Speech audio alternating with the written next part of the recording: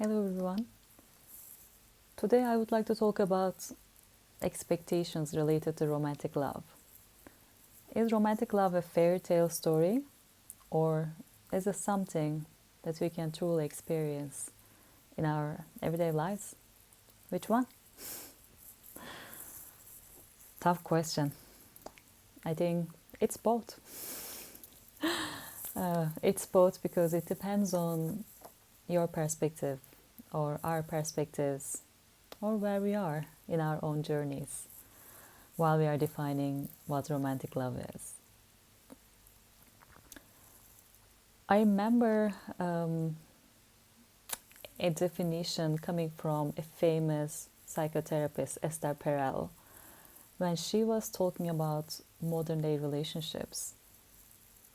She was articulating that what used to be satisfied by a village of people in the good old days is currently in today's world is expected from our romantic partners, because we are living such lonely lives without really supporting communities.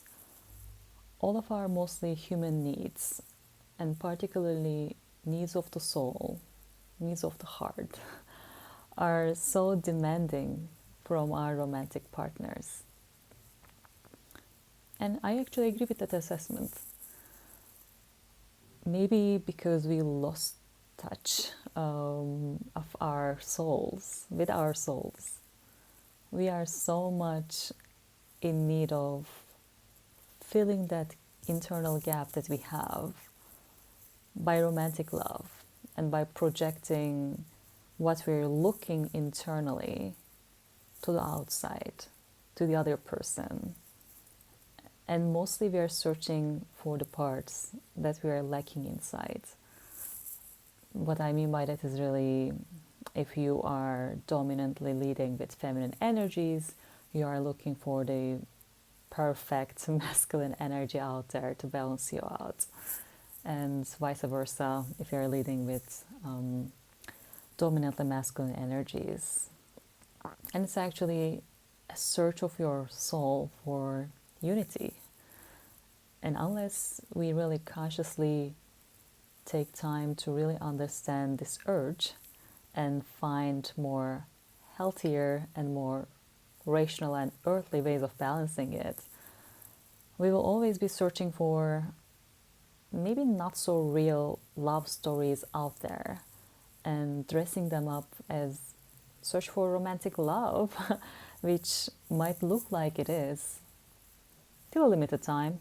Well, some say 6 months, some say 3 years at most, but definitely a limited time, because what we search in the form of romantic love is really not a true love in its essence. It's really our inner heart, inner soul searching for completion, because we couldn't really find the internal balance of bringing different creation energies of feminine and masculine together inside us. If that's the case, if that's pretty much where we are in our own personal journeys, most of the romantic love will be fairy tale.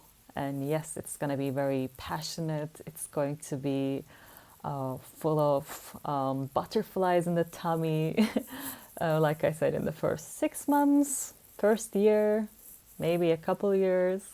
But definitely it's not going to be a grounded, earthly love where you truly accept the other person as they are and accept yourself as you are in the journey as well.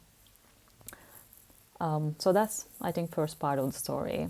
If we really look at romantic love to fill in our own gaps in the soul, it's not that easy to really find that fairy tale love in day-to-day reality.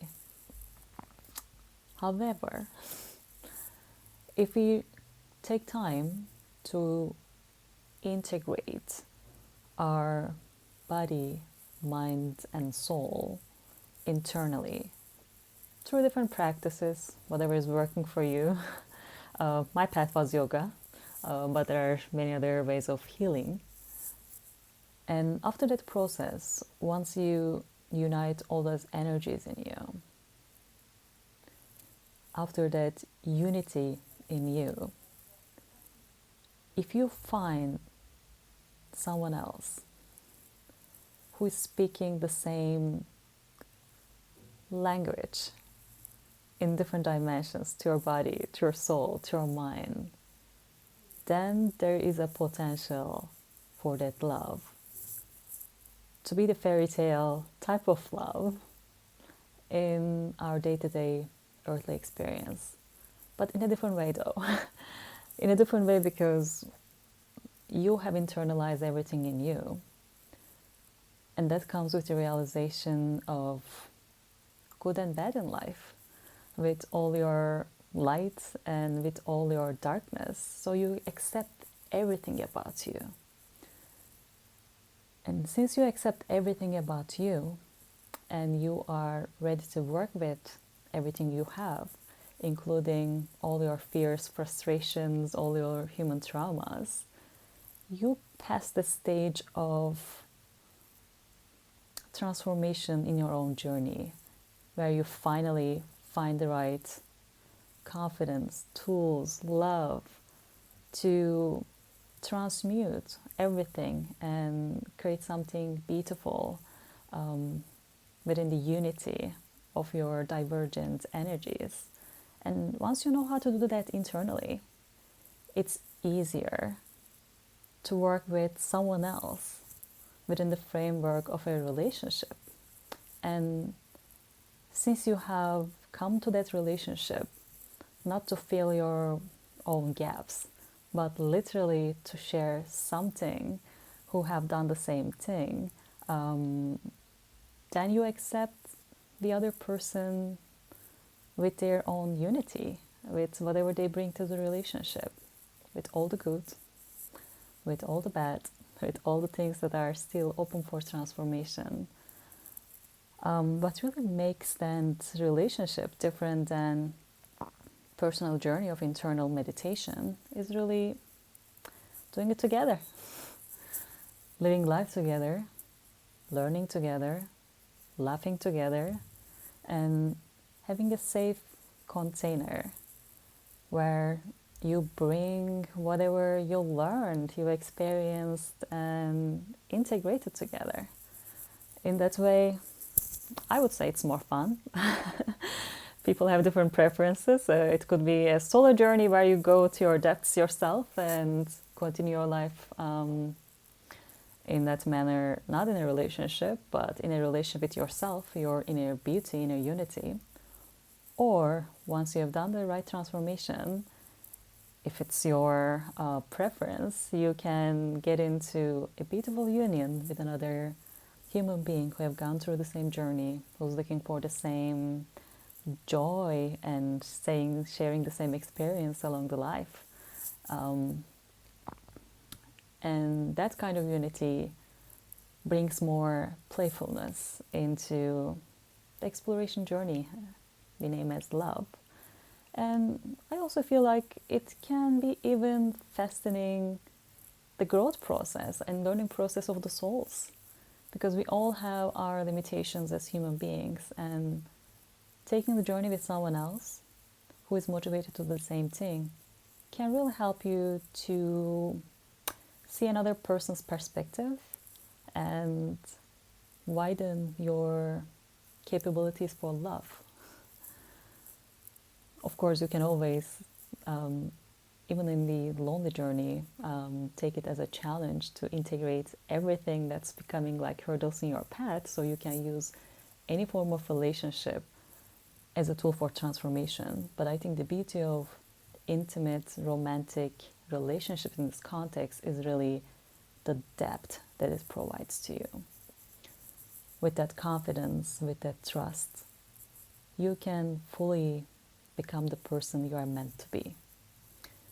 And if we define romantic relationships in this earthly manner, in this mature level of earthly experience, where two whole human beings who are dedicated to the journey for exploration but who have done the work to integrate their own good sides and bad sides together, when those two things come together, that type of relationship really becomes even more enabler for further growth. So instead of really what is claimed to be in relationships, like feeling of restriction, feeling of chains, you become even more free because you have someone else's love, someone else's support along the journey.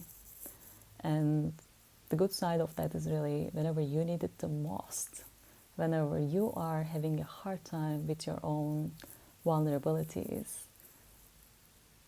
the other person's presence can give you space that you need. The other person's love can remind you what you needed to hear the most at that particular time where you're not really feeling so high. And that's the beauty of this type of relationship. It gives you wings to fly instead of really chaining you into more limitations. It's hard work. It's hard work to get to a stage where you have your internal unity, and it's definitely challenging to get into a commitment first for continuous growth and continuous growth with someone else. But if magically these two things come together, two individuals who have done their own integration in their individuality choose to get into a sacred commitment to continue the journey together, that type of relationship only inspires individuals' journeys even more. That gives wings to fly. And you just get more motivated with the other person's presence, and that really gives you more light to really turn out to be the person who you are meant to be in the first place. I really like a poem from famous poet Rilke, who articulated what I'm trying to tell very nicely. So I would like to take a moment to share it. For one human being to love another human being, that is perhaps the most difficult task that has been given to us, the ultimate, the final problem and proof, the work for which all the other work is merely preparation. Love does not mean merging, surrendering, and uniting with another person. Rather, it's a high inducement for the individual to ripen, to become something in himself, to become world in himself for another's sake. Isn't it beautiful? Yes, I truly believe that there are fairy tale relationships where we can live, learn, and laugh together. And I think if we do the work, it is possible. We can still find our own authentic selves with the comfort, with the love, and with the support of the unity of a relationship. I think that's all for today. See you next time. Thank you.